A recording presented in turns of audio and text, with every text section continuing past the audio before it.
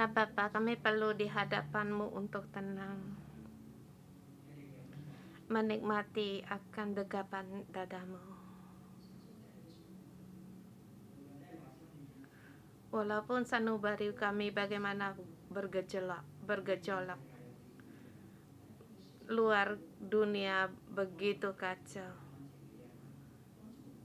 Tolonglah kami masuk untuk dalam damai-Mu. Tahu karena Engkau adalah Tuhan, kami ada di sini. Saudara-saudari, selamat pagi. Hari ini kita melihat kitab Yesaya pasal 18. Hari ini Pastor Hokit yang menyampaikannya. Pasal yang menerangkan ucapan ilahi tentang Ethiopia. Sebelum masuk, kita melihat di PowerPoint terlebih dahulu.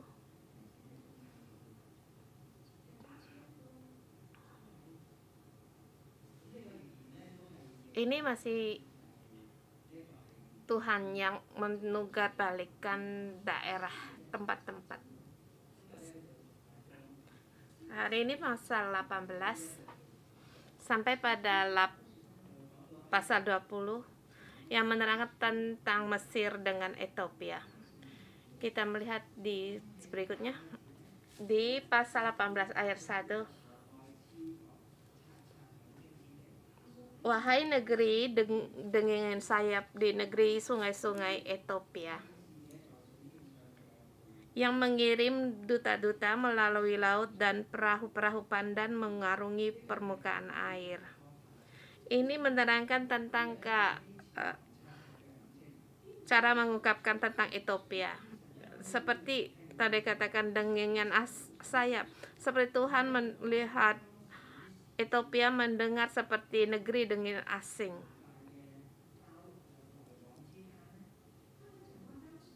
Yang mengatakan tentang kerjasama Yehuda dengan Yehuda dengan Mesir. Mereka menggunakan perahu-perahu untuk mengarungi laut, untuk melintasi dan melihat akan latar belakang di situ. Dan di situ dikatakan seperti mendengar dengingan air. Ethiopia, dua tempat yang dikelilingi oleh dua laut dari dua sungai. Yang satunya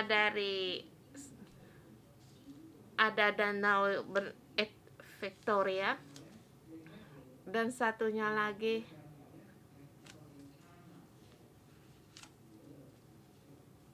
danau yang bernama Tana. Yang ada lagi yang bersama Sungai Sudan dan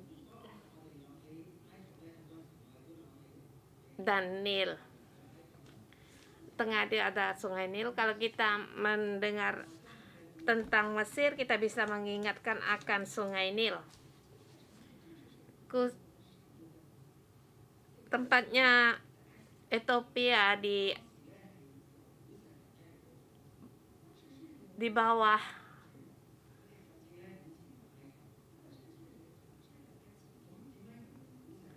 bagaimana menerangkan tentang mengungkapkan tentang orang Ethiopia, mengungkapkan mereka orang yang kulit mengkilap. Mereka, kalau kita warna sawo matang, tapi mereka bukan, memang kulitnya mengkilat. Kita bukan orang yang kulitnya mengkilat. Siapa orang yang kulitnya hitam sampai mengkilat? Hitam sampai mengkilat. Di ayat juga demikian menerangkan tentang orang Ethiopia dengan panggilan tersebut. Mereka juga dalam jajahan dari Mesir, seperti dari Mongolia dengan Cina. Mereka seperti daerah terpisah, tetapi mereka wilayah dari Cina. Demikian juga Mesir, mereka merasa pada memasuki juga daerah Mesir. Kita melihat di atasnya lagi ada Syria terus merambat memperluas daerahnya. Setiap dinasti rajanya ingin sekali untuk menempati Laut Tengah.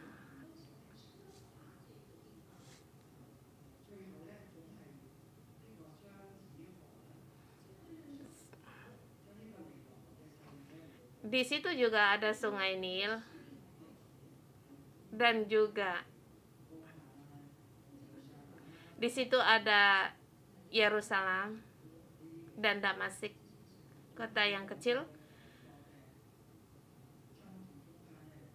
Ada di antara tentang dua negara yang besar berperang, mereka ada di tengah-tengahnya, mereka sangatlah menderita. Maka kita mengatakan Tuhan membalikkan bumi pada saat kekuatan Asyur semakin kuat.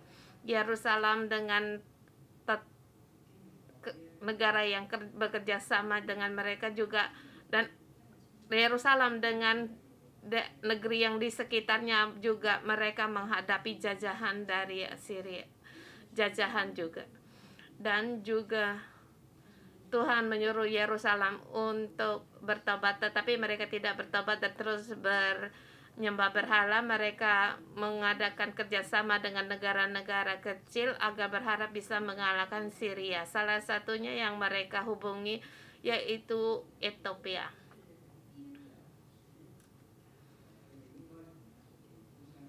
Setidaknya mereka dengan Ethiopia sama serangan Ethiopia makin mendekat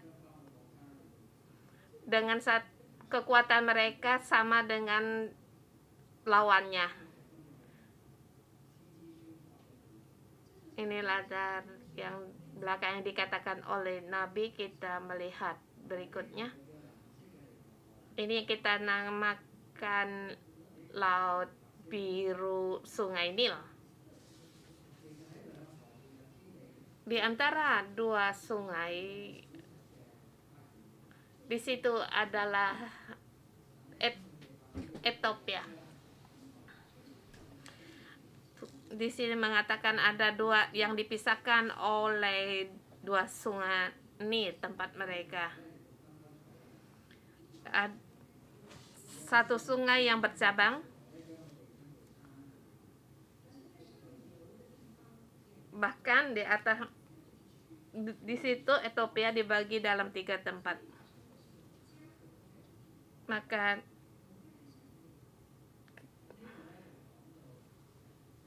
Maka dikatakan negerinya yang dilintasi sungai-sungai, demikian dikatakan dalam Alkitab.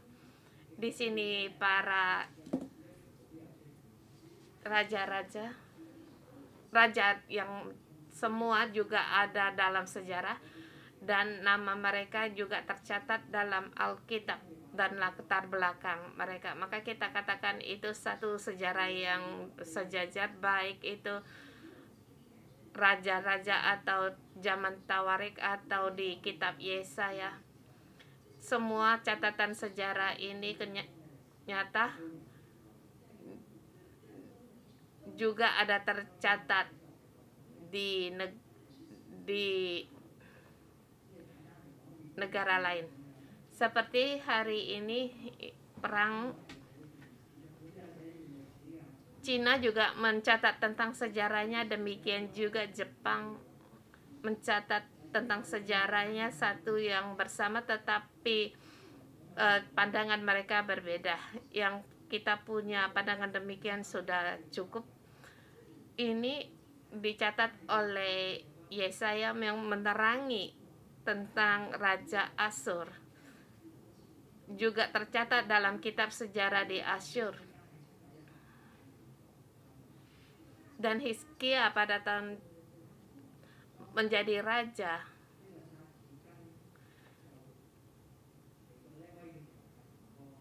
pada masa itu Sargon mengancam pada Raja Hizkia dan mengepung Yerusalem di antara sekitar 14-15 tahun. Pada masa itu tentara Asur bernama Senakerib. Ini salah satu latar belakang dari sejarah dan juga Nabi Yesaya kapan menubuatkan ucapan ilahi ini. Mungkin pada saat Hizkia menjadi raja, dia memikirkan bagaimana mengalahkan Asur, yaitu dengan satu cara untuk menarik dari bekerjasama dengan kerajaan selatan. Tetapi Tuhan memberitahukan kepada Hizkia, tunggulah aku, pada satu malam semua ini akan berubah.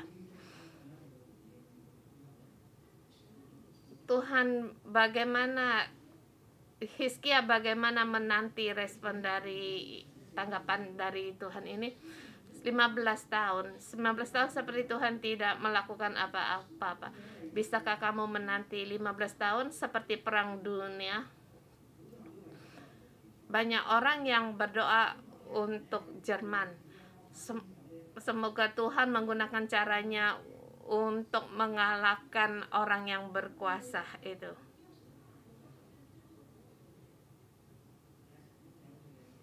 Tetapi pada saat Tuhan mengambil alih semua ini, yaitu dengan menggunakan banyak sekali doa. Demikian juga dengan Ethiopia, banyak sekali negara yang diperangi, yang diinjak-injak, dan mereka kekuatan untuk melawan semakin besar, dan kekuatan dari tentara maritim dari Amerika juga besar. Tuhan dengan demikian maka seketika mengalahkan akan kekuatan dari Jerman. Hari ini kita melihat perang Ukraina dengan Suriah.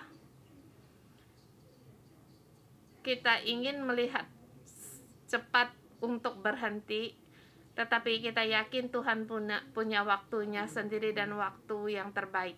Pada saat Tuhan membalikan segala sesuatu, segala saat dan waktu dan caranya ada di tangan Tuhan.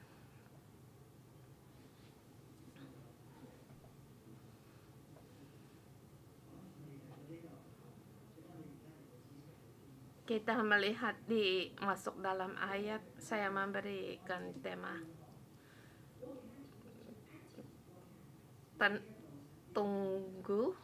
tenang menunggu waktu saatnya tiba. Tuhan akan membalikkan segala sesuatunya.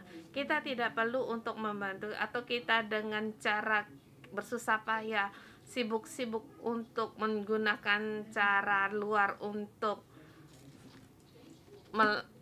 mengambil tindakan. Kita yakin Tuhan punya caranya sendiri. Kita bagi dalam 3 subbagian, 1 sampai dengan 3. Kali ini saya mempersiapkan sebenarnya Tuhan menerangkan ini untuk bangsa-bangsa kitab Yesaya ini. Tuhan memberi saya banyak sekali yang dulu tidak saya terlihat. Padahal ayat-ayat ini pernah dibaca. Yang terpenting yaitu ayat-ayat yang kecil. Sesungguhnya kita berapa tahun yang lalu juga pernah membaca kitab Yesaya ini. Bahkan beberapa pasal ada saya yang menerangkan. Tapi bersyukur Tuhan agar memberi kita semakin melihat dengan jelas ayat 1 sampai dengan 3. Ya, Tuhan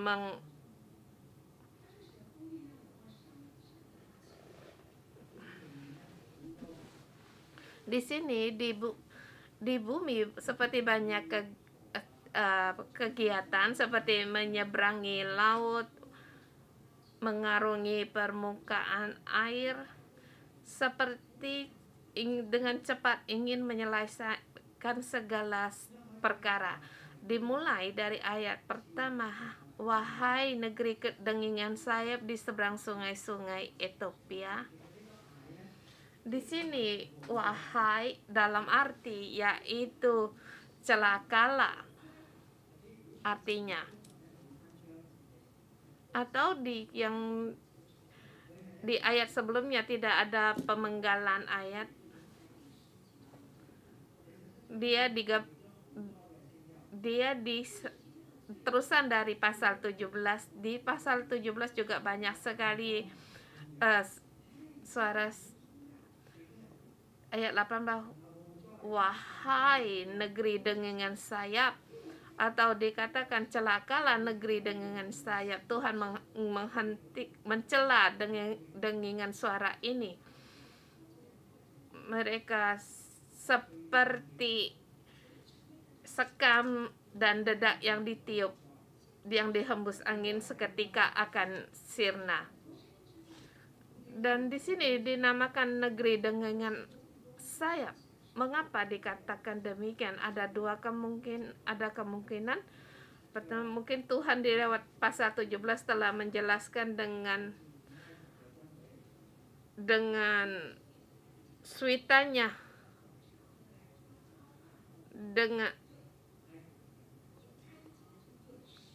dengan tentara dari Mesir, dengan sweet bagaimana tentara Mesir datang, mereka seperti lalat, dengan segerombolan lalat yang terbang datang.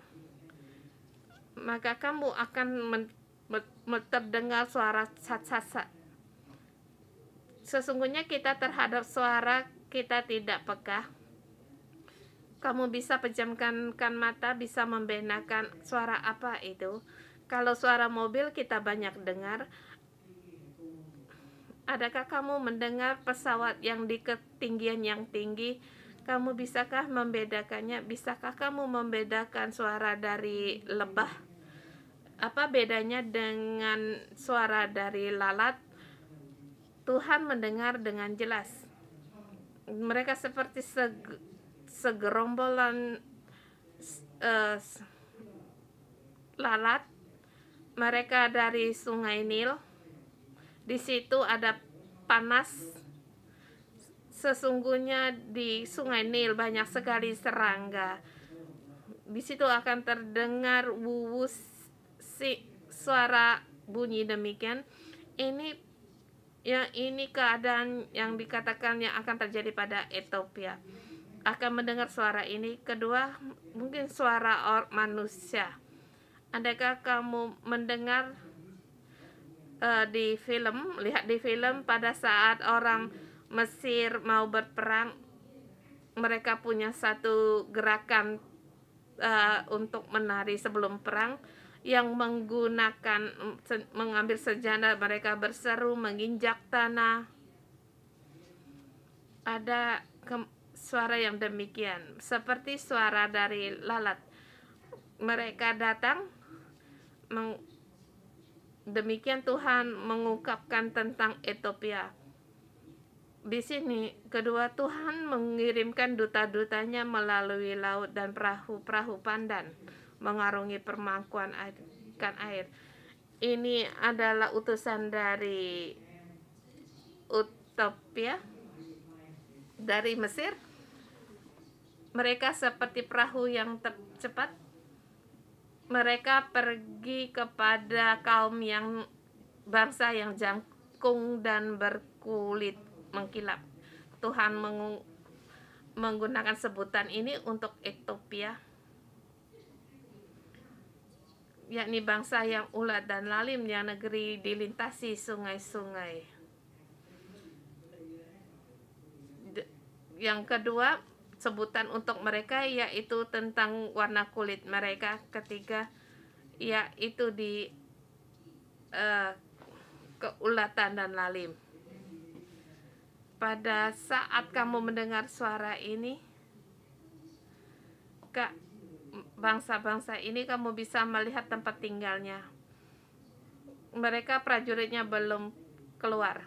Sebelum perang mereka mengirimkan duta-duta ini, mengadakan kerjasama dengan Yehuda. Siapa yang mengirim duta-duta ini kita pun tidak tahu. Ada kemungkinan Tuhan mengirimkan utusannya ke Ethiopia atau yang ada negara kerjasama. Mereka bekerjasama untuk melawan Asyur. Banyak sekali suara orang atau tindakan mereka. Tuhan berkata, tenanglah dulu. Ini kata bukan terhadap orang Ethiopia dan orang Yehuda.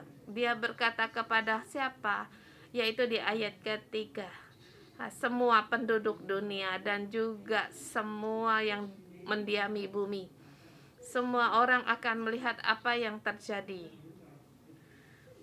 Mata jangan hanya tertuju pada Ethiopia, tetapi haruslah pada di atas gunung. Apabila panji-panji dinaikkan di gunung-gunung, lihatlah. Apabila sangkala ditiup, dengarlah.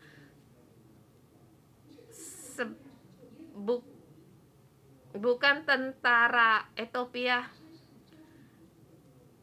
tetapi Tuhan yang menghendaki, yang menyelesaikan, melakukan semua perbuatan ini. Kemudian ayat 4.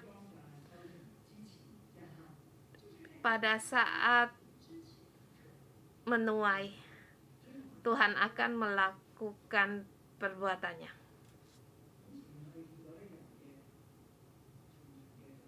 Di atas kita melihat akan usaha manusia. Di ayat keempat dikatakan Tuhan berfirman kepadaku, yaitu pada Nabi, aku akan menjenguk dari tempat kediaman dengan tidak bergerak, seperti hawa panas yang mendidih waktu panas terik, seperti kabut embun di panas musim menuai. Dikatakan aku tidak bergerak. Siapa itu?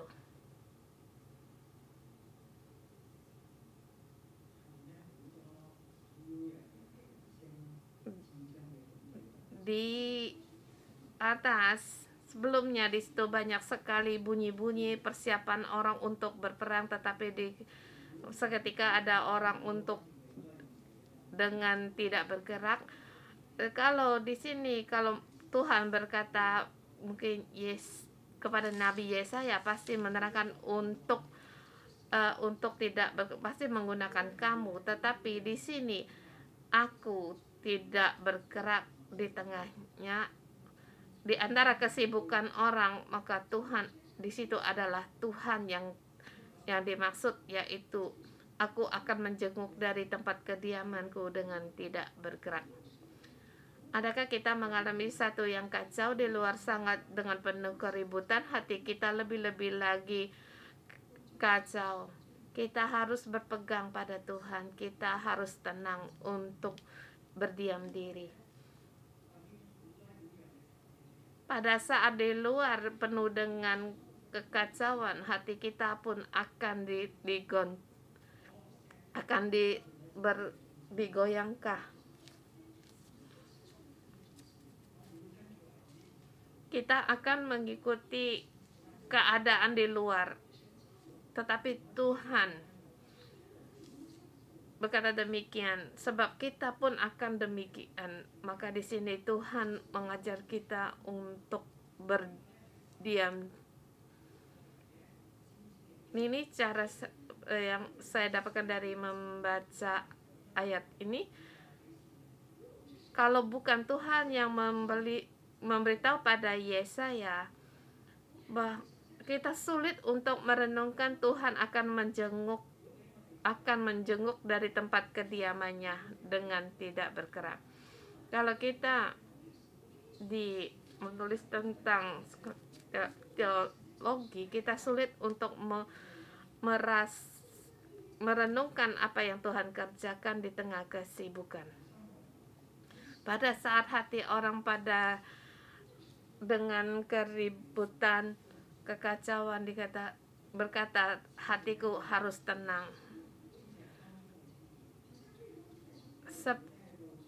Seperti hari yang hawa panas mendidih waktu panas terik dan embun panas di musim menuai. Kita harus tahu ini adalah keadaan bukan satu yang jelas seperti ada alat-alat perang di depan, tetapi kita bisa melihat dengan jelas kapan Tuhan akan mengulurkan tangannya. Kita harus menanti Tuhan. Kita tahu Tuhan di situ untuk melihat, berdiam diri. Dia melihat kapan panji-panji dinaikkan di gunung-gunung, sangkala ditiupkan. Kita harus dengar. Demikian juga Tuhan juga aku berkata, aku akan menjenguk dari tempat kediamanku dengan tidak bergerak. Tuhan berkata, di tengah kekacauan, keributan, aku melihat. Dikatakan sebelum musim buah, apabila waktu bunga sudah berakhir, gugusan putik menjadi buah anggur yang hendak masak, yaitu pada sebelum musim buah menuai. Ya, Tuhan berfirman, saatku tiba. Pada saat itu maka Tuhan akan mengerat ranting-rantingnya dengan pisau pemangkas dan menyisikan carang-carang dengan memacungnya. Yang dimaksud di sini adalah kekuatan dari Asyur. Pada saat mereka melakukan demikian, tentara Asyur akan di mana mereka seperti dengan tentara seketika yang 18.000 orang yang mengepung Yerusalem, tentara-tentara ini dalam satu malam semuanya dibunuh. Dan bagaimana dengan mayat-mayatnya? Mereka akan ditinggal bertumpuk-tumpuk pada burung-burung buas di pegunungan dan binatang-binatang di hutan. Hewan-hewan ini akan makan mayat-mayat ini. Terlalu banyak, 18.000 mayat jenazah dari tentara.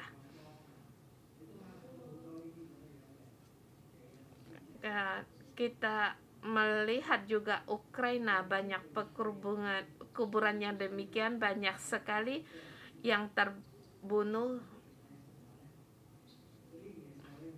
Di sini Tuhan juga berkata, terlalu banyak akan mayat-mayat ini. Tuhan akan menggunakan burung buas dan binatang hutan untuk memakan. Ranting Asyur akan dikerat, akan dipacung.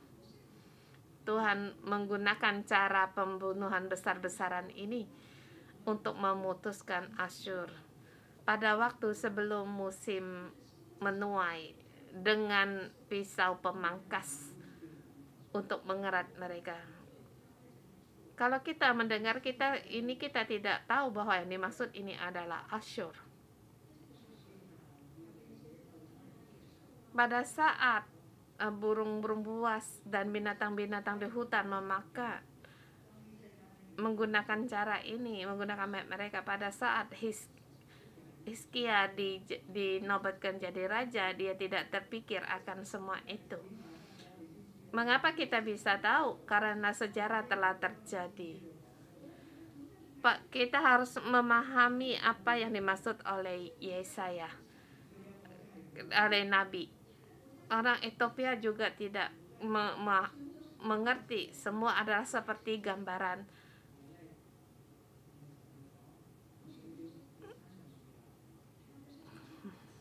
Di sini Tuhan, mereka seperti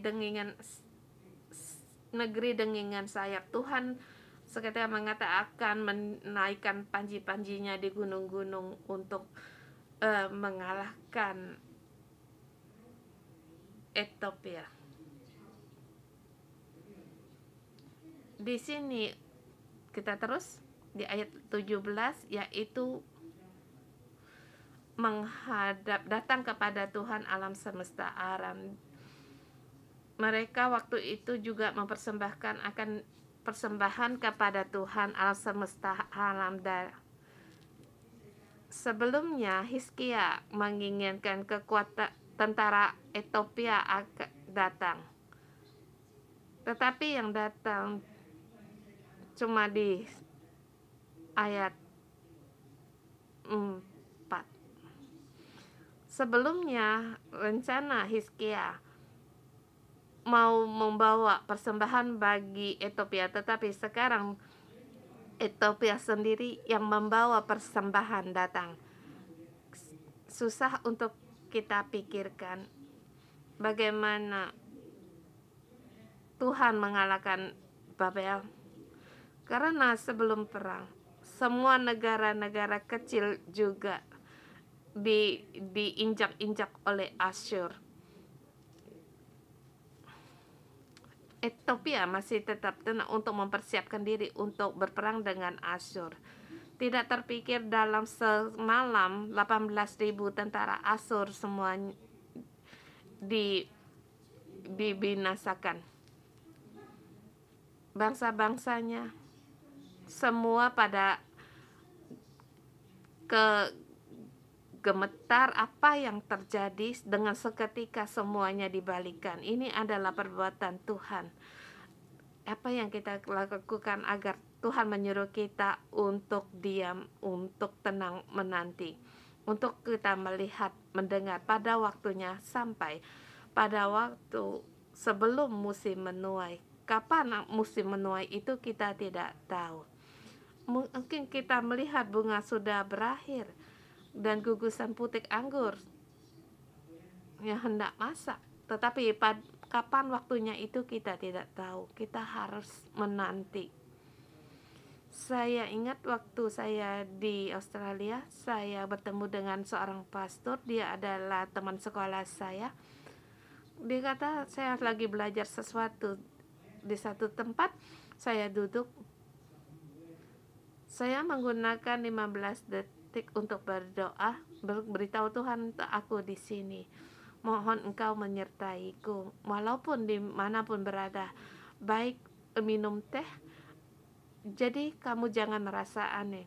Saya harus demikian tenang, walaupun bagaimana ributnya di luar atau kacaunya di luar. Saya beritahu pada Tuhan, saya harus tenang diri, saya harus berdiam. Mohon Tuhan untuk memberkati firman-Nya.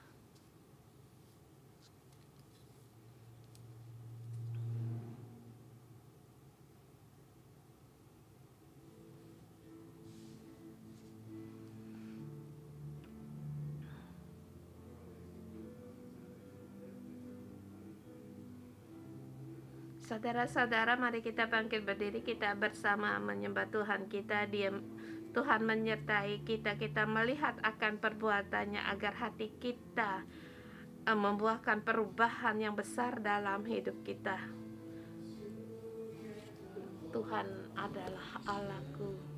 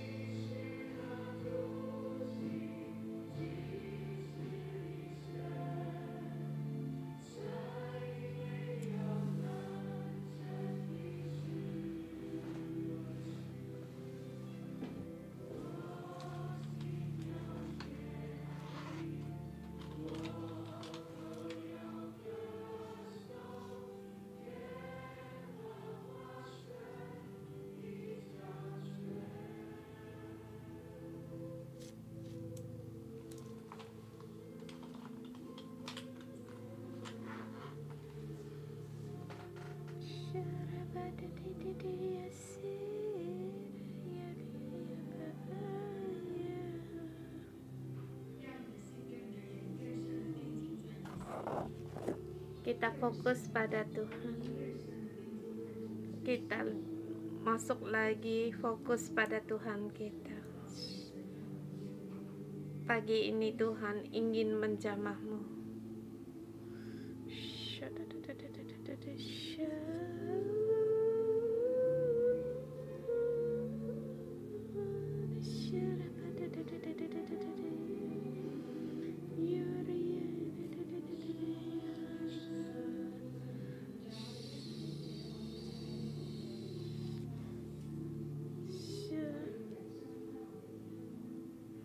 Saudara-saudari semua, kita lepaskan segala yang ada di dalam kita. Kita pejamkan mata kita saat ini. Kita memandang pada Tuhan kita bersama berdoa untuk memuji Allah kita. Pujilah Dia.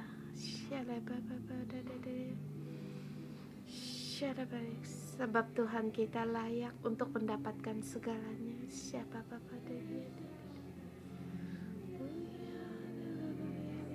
Tuhan, kami memuji Engkau. Pada saat kami memuji Engkau, Tuhan, Engkau datang seperti embun di pagi hari. Tuhan, pada saat kami diam menanti Engkau, damai-Mu Mas ada pada kami. Damainya Tuhan datang. Tuhan, kami suka untuk berkait dengan Engkau. Saudara semua, kita diamkan diri.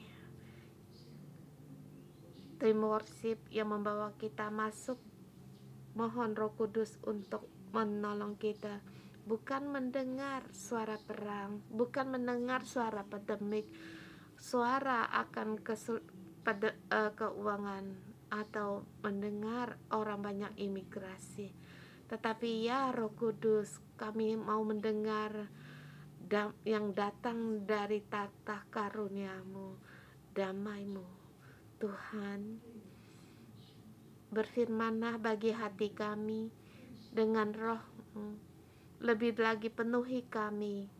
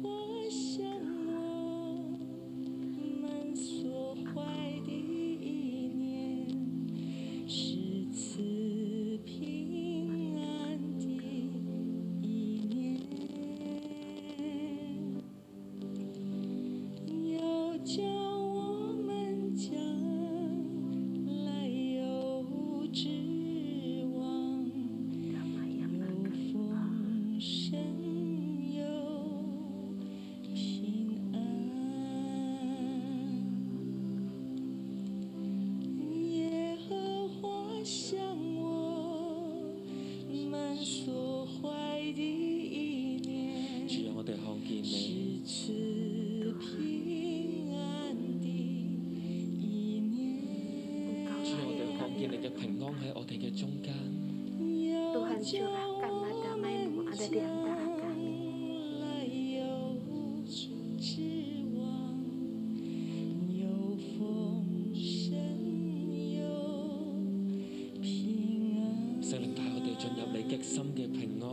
Roh Kudus, kami masuk dalam damai-Mu yang dalam.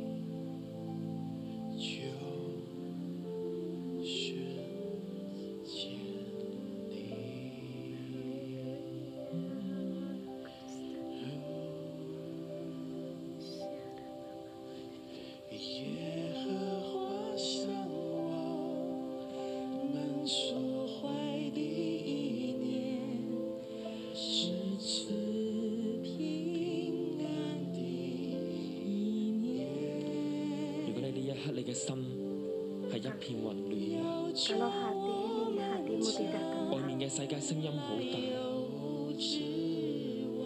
甚至全地人心惶惶嘅當中， yang dalam 你嘅心都被牽動。 penuh dengan kekacauan, mohon 今天 Tuhan 早上再一次求神將呢一份嘅平安放喺你嘅心嘅裏面。 ambillah, letakkanlah damai dari Tuhan ini, masukkan di dalam hati, sebab Tuhan kita lah yang memberikan. 叫我们将来有指望，有丰盛，有平安。我们呼求你，我们祷告你， Aku berseru, aku berdoa padamu. 就应允我们。 主你聽見我哋嘅禱 Dengar 告， akan doa kami, 尋求你， kami ingin 全 mencari 心 Engkau, 求 主我哋單單尋求 tertuju 你， pada Engkau. 必是见 Mohon 主 Engkau 你就向我哋顯 jumpai 現。 我们呼求你，我们祷 kami memohon padamu, 你， berdoa 就 padamu. 应允我。 Mohon Engkau mendengar akan setiap doa. 我们寻求你，专心寻求你，就必寻见你。 Mencari wajah-Mu, 我们呼求你，我们弟兄姊妹呢一刻， saudara-saudari 邀請大 saya, 家喺心裏面，你都發出呢一個嘅禱告， berdoalah dalam hatimu, 喺神嘅同在裏面， dalam pernyataan Tuhan. 我哋好想尋求神嘅旨意， Kita ingin sekali untuk 我哋都 mencari 好想 wajah 觀 Tuhan, 看神嘅作為， melihat akan karyanya. 我哋好想看見神嘅時刻嚟到， Kita ingin 好冇喺呢一刻安靜嘅時 waktunya 間， Tuhan 我 tiba. 哋單單聽神嘅聲音， Kita hanya mendengar akan 讓 suara 我哋聽見神嘅聲音， Kita dengar 聽見 suara 神對你生 Tuhan, 命嘅旨意。 dengar apa yang Tuhan firmankan dalam hati. Tuhan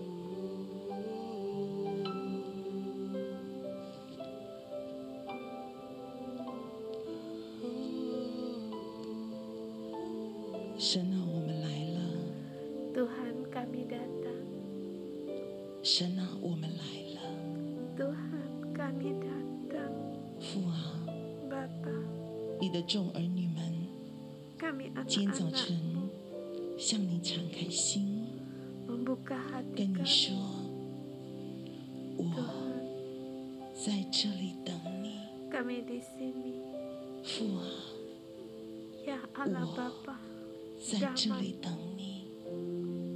亲爱的圣灵， berjumpa 开通所 dengan 有 Engkau, 弟兄姐妹的耳朵， saudara-saudari 开 semua. 通我们 Berdoa, 灵里的眼睛，听见圣灵细微的声音， dengarkanlah apa Kajian yang Roh Kudus 从你宝 sabdakan. 座而来的意象。圣 Kata 灵啊， Tuhan turun di bumi. 呼求你， Tuhan, 将你所给我 kami 先 berseru 知启示的 padamu, 灵运 mohon 行在现 Engkau 场，运行 memberikan 在线上，跟我们一起晨祷的 akan 弟兄姐妹身 semua 上， karunia-Mu, 看见 melihat Engkau, mendengar akan Engkau, menanti Engkau. Kami menanti Engkau.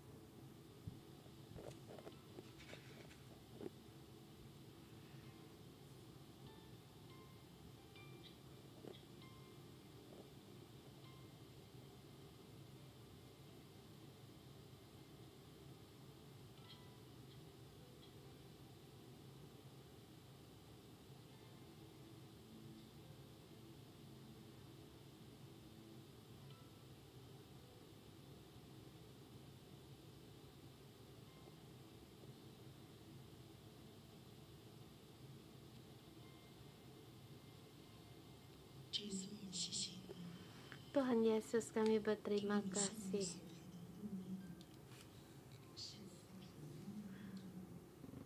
Yang Engkau berikan adalah damai-Mu. Tuhan, kami bersyukur. Kami berterima kasih pada saat kami menghadapi akan kesibukan dunia ini, akan kesulitan dari perekonomian, menghadapi keluarga bagi mereka yang tidak percaya Tuhan, menghadapi kehidupan kami turun naik.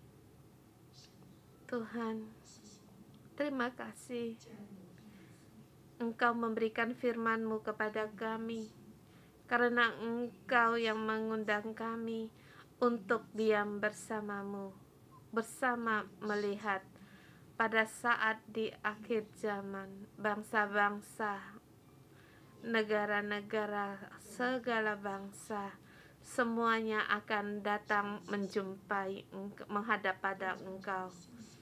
Tuhan, berilah iman ini, sukacita, pengharapan, hati yang tenang dan damai pada kami. Tuhan, jagalah kami. Aku dalam nama Tuhan Yesus Kristus memberkati-Mu pagi ini, merasakan bahkan berpegang pada damai ini yang menyertai-Mu. Dalam nama Tuhan Yesus memberkati-Mu, walaupun dimanapun kamu berada. Roh Tuhan, sukacita Tuhan, pengharapan Tuhan akan menyertai-Mu. Dalam nama Tuhan Yesus memberkati-Mu. Apapun yang kamu hadapi, masalah yang tidak lancar, kamu punya terang Tuhan, kamu punya pikiran dari Tuhan dan hikmat dari Tuhan, sehingga kamu bisa mengatasi yang tidak mudah. Dalam nama Tuhan Yesus memberkati agar kamu tahu Tuhan yang berkuasa atas bangsa-bangsa dan kehidupan. Setiap bangsa ada di tangan Tuhan, demikian juga kamu setiap hari ada di dalam tangan Tuhan. Demikian menjaga, demikianlah Tuhan memberkatimu. Dalam nama Tuhan Yesus memberkatimu. Dalam nama Tuhan Yesus Kristus kami berdoa. Amin.